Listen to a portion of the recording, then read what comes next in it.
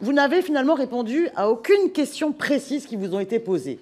Sur la question de la démocratie, est-ce que oui ou non, on va débattre ici et faire semblant parce que finalement, on va se retrouver avec un 49-3? Vous n'avez pas répondu, je vous réitère la question. Sur la question des recettes et des dépenses, bon, vous vous obstinez à prétendre dans un aveuglement purement idéologique qu'il faut absolument réduire la dépense publique quand beaucoup ne cessent de dire qu'il faut s'attaquer aux recettes. Alors, sur la dépense, est-ce vrai que vous prévoyez une baisse de 44% des budgets du ministère de la Santé? Vous n'avez pas répondu. Est-ce que vous allez vous engager sur les 100 milliards d'euros pour le ferroviaire d'ici 2040? Vous n'avez pas répondu. Et par contre, vous concédez que des mesures fiscales peuvent être prises seulement s'il s'agit de justice fiscale. Eh bien, sachez que lorsque Lucie Castet sera Première ministre, elle engagera 100 milliards de recettes supplémentaires. Dans ces 100 milliards de recettes supplémentaires, c'est par exemple la suppression de la flat tax, un impôt sur le revenu bien plus progressif avec 14 tranches. Allez-vous étudier ces mesures? Merci. Pardon, on est très honnête sur le niveau de réponse que l'on peut apporter aujourd'hui. Mais vraiment, on pourrait aussi dire qu'on n'a rien à dire. C'est pas le cas. On parle beaucoup de 2024 parce que c'est l'exécution et la fin de gestion. On donne notre philosophie sur 2025 et les ouvertures de débat que l'on souhaite avoir avec vous. Le texte, il est en construction, il est en préparation. On ne peut pas discuter des articles, je pense que c'est évident. Et je crois que vous en serez d'accord. C'est tout sauf une démocratie. Je pense qu'au contraire, c'est une préparation au débat. Et je pense qu'on peut difficilement faire mieux. Quand Mme Castet sera Premier ministre et vous ministre, vous verrez qu'à ce moment-là aussi, il faudra attendre le dépôt du texte pour que le Parlement puisse vous répondre. Ça me paraît une séparation des pouvoirs et un calendrier tout à fait normal, même s'il est en retard. Ce point-là, je vous l'accorde très volontiers. Sur la nécessité quand même d'avoir des débats sur la fiscalité des revenus du capital, etc., je vous assure qu'on l'aura, ce débat-là. On l'aura, je ne l'occulterai pas. On l'aura. Les sujets de justice fiscale, là encore, je crois, peuvent trouver écho dans votre groupe et on peut absolument avoir cette discussion-là. Continuez. C'est vous qui voyez, Madame la députée. Je vous dis qu'on a, à mon avis, un automne de l'autorisation budgétaire qui va être complexe, parce qu'il y a des enjeux forts et des décisions fortes à prendre. Et il faudra aussi qu'on ait un débat sur la justice fiscale qui me paraît tout à fait nécessaire. Et j'espère qu'on pourra avoir ce débat sereinement et de façon constructive. Juste une petite réflexion. On n'est pas dans une situation normale. Non, vous compariez le calendrier. Oui, mais le calendrier, c'est l'Assemblée qui le subit, qui n'en est pas responsable. Et dans les faits, nous avons maintenant plus de 2 mois de retard sur un tir à part définitive, ce qui explique pourquoi les parlementaires vous posent des questions quand vous êtes à quelques jours du dépôt. Et je pense que c'est légitime. Vous avez le droit de dire que ce n'est pas encore le cas. Mais c'est légitime que l'Assemblée pose des questions sur des choses qu'elle aurait dû avoir depuis des semaines et dont elle n'est pas responsable. Et on s'était quitté en se disant qu'en matière d'autosatisfaction, Bruno Le Maire avait placé la barre très haut. Et on se rend compte aujourd'hui que vous êtes des sérieux concurrents quand même. Alors que tout devrait inciter à l'humilité. Parce que la semaine dernière, on nous disait le déficit public 5,6% du PIB. Aujourd'hui, on nous dit 6, et on nous dit ça sera peut-être plus. Donc, alors vous dites c'est la conséquence de choix forts. Oui, c'est vos choix. Et ne nous demandez pas d'assumer des choix que vous avez faits. Ne nous demandez pas d'assumer les informations tronquées, les résultats qui sont encore pires que ceux que les plus pessimistes prédisaient. Ne nous demandez pas d'assumer toute cette politique de complaisance fiscale par rapport aux plus aisés. Je veux dire, même le Haut Conseil des finances publiques, je cite, pointe l'effet délétère des baisses discrétionnaires des prélèvements. Ne nous demandez pas d'assumer ça. Sans parler du fiasco de la taxe sur les superprofits qui a été mal ficelée et tout le reste. La question, parce que vous dites on vient dans un esprit de dialogue et de partenariat. Mais sur quoi on peut négocier? Parce qu'en fait, on a l'impression que tout est déjà ficelé. Vous êtes un peu flou, mais la réalité, c'est que vous dites sur les lettres de plafond, circuler, il n'y a rien à voir. Ça veut dire qu'il y a un certain nombre de politiques publiques qui vont être sérieusement amputées. Le président Coquerel en a cité quelques-unes, mais moi je voudrais en parler d'une qu'on étudie avec Estelle Mercier, ma collègue socialiste, c'est le budget travail-emploi. Parce que contrairement à ce que vous racontez, il y a encore du chômage de masse. Et c'est un secteur, on propose 10% de réduction cette année, alors qu'il avait été amputé de 1 milliard l'année dernière. Et vous croyez franchement qu'il n'y a pas des besoins dans ce domaine? Quand on regarde ce que font les missions locales, les missions de France Travail, tous les jeunes les plus éloignés de l'emploi, tout ça va être passé au rabot d'une politique qui est complètement contre-productive. Alors qu'est-ce qu'on peut négocier avec vous? Parce que si c'est rien, Si en fait le dialogue se résume à vous écouter, faire votre autopromotion, bah, on se demande ce qu'on fait là. Merci. Messieurs les ministres. Si on sert à voter après. Oui, Monsieur Morel, sur votre premier point, je vous trouve sévère. Pas l'impression, si j'essaie d'être objectif, qu'Antoine Armand et moi-même, sur notre propos, ayons fait preuve d'une particulière arrogance ou d'un manque d'humilité. Nous avons défendu ce en quoi nous croyons, c'est vrai, c'est une politique de l'offre, et nous considérons qu'elle a des résultats. Ça s'appelle une conviction politique. Vous avez des convictions politiques, vous ne manquez pas d'humilité pour autant. Je ne suis pas certain que ce soit notre cas non plus. En revanche, pour venir au fond, ce n'est pas une question de demander d'assumer à qui que ce soit. C'est accepter collectivement que la hausse de la dépense publique face aux crises est un choix qui a été transpartisan pour la très grande majorité des dépenses. Pas toutes, c'est vrai. Moins sur le fiscal, vous avez raison. Mais sur la dépense publique, nous avons agi, pardon, mais ensemble.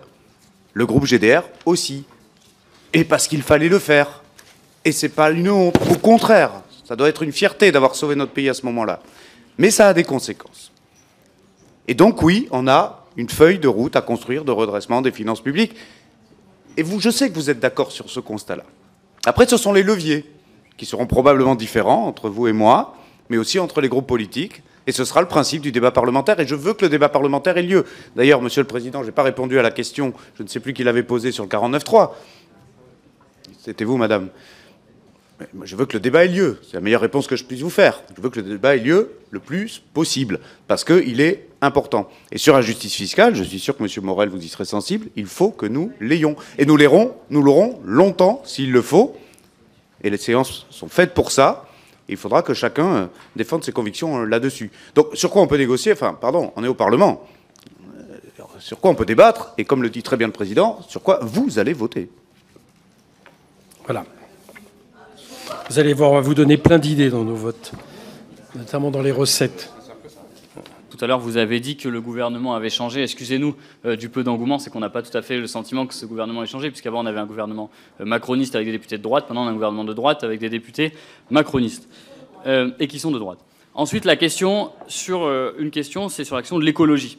Le budget des fonds verts qui a été amputé de 400 millions d'euros en 2024, donc les fonds verts qui permettent aux collectivités territoriales d'investir pour l'environnement, pour des projets avec une valeur environnementale. C'est 1,5 milliard d'euros qui vont être supprimés aussi en 2025. C'est une suppression du budget de 60%. Ne croyez-vous pas que la dette environnementale, la dette climatique est aussi importante que la dette financière? Deuxième sujet sur les questions de la santé. La partie du projet de finance, la partie santé du projet de finance, c'est moins 1 milliard d'euros, donc c'est moins 44%. On se demande bien où est-ce que vous allez couper sur le secteur de la santé quand on voit dans l'état dans lequel il est aujourd'hui. Et enfin, on peut y revenir, c'est la question des recettes. Autant sur les coupes, c'est assez précis, autant sur les recettes, vous dites qu'il va y avoir des évaluations dans tous les sens. Aujourd'hui, on a un sujet, par exemple, ça pourrait être le sujet de l'héritage. Ce matin, on avait la Cour des comptes qui est venue en nous expliquant qu'il y a à peu près 10 milliards d'euros à récupérer dans les niches fiscales et qui, en plus, sont souvent utilisés par ceux qui se versent des super héritages, évidemment, à hauteur de 13 millions d'euros. Alors surtout qu'on est dans un moment où on voit que les 500 fortunes, quand même, ça va très bien là-haut avec les 500 fortunes. On pourrait aussi parler de taxation des dividendes. Pourquoi est-elle aussi basse? Aujourd'hui, on voit que ça explose le nombre de dividendes versés aux actionnaires. Et enfin, un dernier point, parce que est-ce que vous allez venir à la fin de votre, comme l'a fait Bruno Le Maire, à la fin de votre passage au ministère, en nous disant qu'il y a un combat essentiel, c'est de taxer les 1%. Parce que Bruno Le Maire, en partant, a dit il y a un combat essentiel que j'aurais dû mener, c'est les 1%. Est-ce que vous allez le faire maintenant ou est-ce que vous allez attendre de partir de votre ministère pour le faire? D'abord, il faut regarder où on est là-dessus. On n'a jamais eu, même si les résultats peuvent être considérés comme toujours insuffisants, et sûrement à raison, mais ils n'ont jamais été aussi bons. Et ça, pardon, c'est pas de l'auto-satisfaction, c'est pas de l'auto-promotion. Ce sont des chiffres. Les baisses de 5,8% d'émissions de gaz à effet de serre en France en 2023, c'est factuel, c'est la même mesure que sur les années précédentes, et c'est 6 fois mieux que la moyenne de 2012 à 2017. Donc ça, ce sont des avancées qui sont nécessaires. Il faut des moyens. On se rejoint là-dessus. Les moyens, ils n'ont jamais été aussi élevés là-dessus. Il y a eu plus de 40 milliards qui ont été là-dessus, même après le décret d'annulation. Donc l'investissement, nous, on en prend l'héritage, si j'ose dire, mais il a été conséquent et, à mon avis, nécessaire. Maintenant, il va falloir aussi questionner l'efficacité de l'action. Je crois qu'il va falloir vraiment avoir un débat sur la priorisation finalement des financements sur la transition écologique, les dépenses qui ont le meilleur impact climatique. Il y a eu des travaux là-dessus. Il va falloir qu'on s'appuie ensemble sur ces conclusions. Il y a eu des députés de plusieurs bords politiques qui l'ont également préparé. Et ce débat-là, on l'aura très volontiers. Et comme je l'ai dit tout à l'heure, il faudra qu'on vous communique la stratégie qui me paraît importante à avoir au Parlement assez rapidement pendant qu'on vous donnera les documents budgétaires. Sur la fiscalité du capital, juste un exemple, parce que vous en avez cité beaucoup et je ne vais pas répondre surtout maintenant. On aura évidemment le débat largement en séance dans quelques semaines. La fiscalité du capital, je me souviens très bien de l'instauration du PFU, de la flat tax, etc. C'est normal qu'on ait ce débat et c'est tout à fait légitime que nous soyons en désaccord là-dessus. Retenons juste quand même que le produit fiscal, pour faire plaisir au président sur le rendement, le produit fiscal de la flat tax a été supérieur au barème précédent, dès son installation. C'est normal. C'est fait pour. Enfin, il a été supérieur durablement. Donc, voilà. Si vous voulez des mesures fiscales qui baissent les taux mais qui élargissent les assiettes, vous avez l'exemple de la flat tax qui a fonctionné là-dessus. Enfin bon, passons. On en reparlera pendant la loi de finances. C'est fait pour ça. C'est fait pour augmenter justement le fait de puiser, de miser sur les revenus du capital par rapport à d'autres revenus. Donc ce qu'on perd d'un côté, on gagne de l'autre. Mais c'est moins imposé. Mais si. On y reviendra. Allez. Vous assumez le bilan et vous préparez l'avenir sur la base du même projet politique et de la même politique économique de l'offre, en brandissant, j'imagine, votre bâton de pluie pour que ça ruisselle. Alors, vous assumez le bilan et puis vous assumez également la méthode puisque vous ne la remettez pas en question. Et donc, ma question qui vous concerne, c'est assumez-vous également les engagements pris par les précédents gouvernements et en particulier celui quand même pris par une première ministre, Elisabeth Borne, de 100 milliards d'euros pour le ferroviaire. Et donc, vous assumez le bilan, vous assumez la méthode, assumez-vous les engagements pris. Madame la députée, vous l'avez rappelé, le gouvernement a changé, comme son chef et comme le Premier ministre.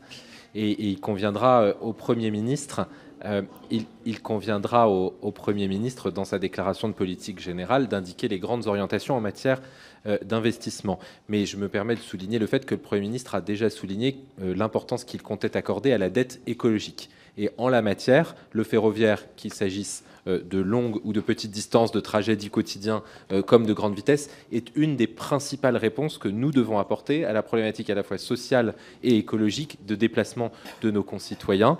Et le ministère de l'économie et des finances compte y contribuer dans la réflexion, notamment aussi pour ce que ça apporte en termes de mobilité des salariés, pour que chacun puisse bénéficier de services de transport plus décarbonés et à prix raisonnable.